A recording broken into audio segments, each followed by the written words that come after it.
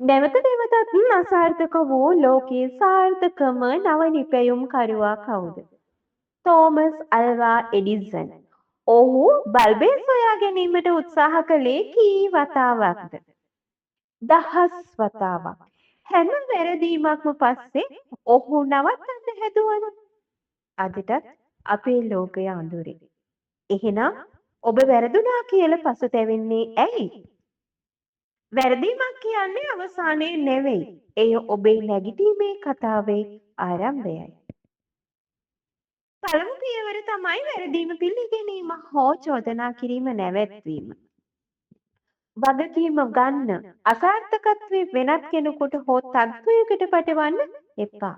ඔබේ වැරදීම පිළිගන්නා මොහොතේම ඔබේ බලය ඔබට නැවත ලැබේ. මගේ වැරදීම මෙයයි කියා ඔබටම කියන්න.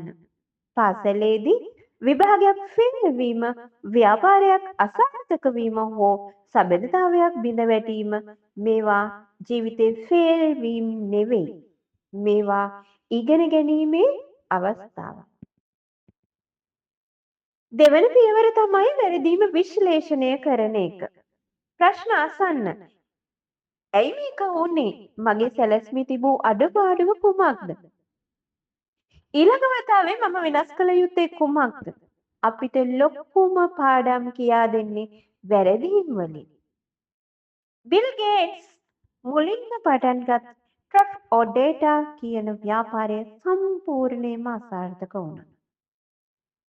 නමුත් ඔහු ඒ අසාර්ථකත්වයෙන් තාක්ෂණය ගැන ගැඹුරින් ඉගෙන ගත්තා. ඒ පාඩම් තමයි ඔහුට මයික්‍රොස්කොප් සාර්ථක කරගන්න පාර පෑදුවේ. අසාර්ථකත්වය කියන්නේ සාර්ථකත්වය කරා යන පාරේ තියෙන සිතියම වගේ. තුන්වෙනි පියවර තමයි නැවත නැගිටින්න. කුඩා පියවරක් තබන්න. ඉදිරියට යන්න. වැරදීම් ගැන දුක් වෙමින් කාලය නාස්ති කරන්න එපා. නැවත පටන් ගන්න. ඒත් මේ පාර කලින් වැරදුණු විදිහටම පටන් ගන්න එපා. ඔබ ඉගෙනගත් පාඩම පාවිච්චි කරලා ඔබේ සැලැස්ම අලුත් කරන්න. ඔබට මුලින්ම ලොකු පියවරක් තියන්න බැරි වෙයි. කමක් නැහැ. කුඩා පියවරක් තබන්න. අද දවසේ ඔබට කරන්න පුළුවන් සරලම දේ කුමක්ද? ඒ දේ කරන්න. ඊට පස්සේ හෙට තවත් එකක්.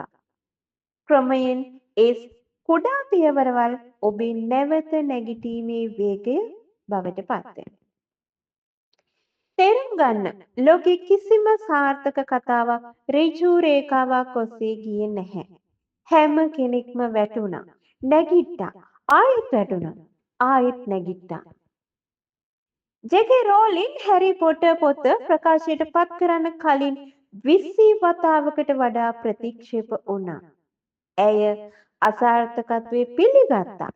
නමුත් ඇය එය අවසානයේ ලෙස පිටුවේ නැහැ.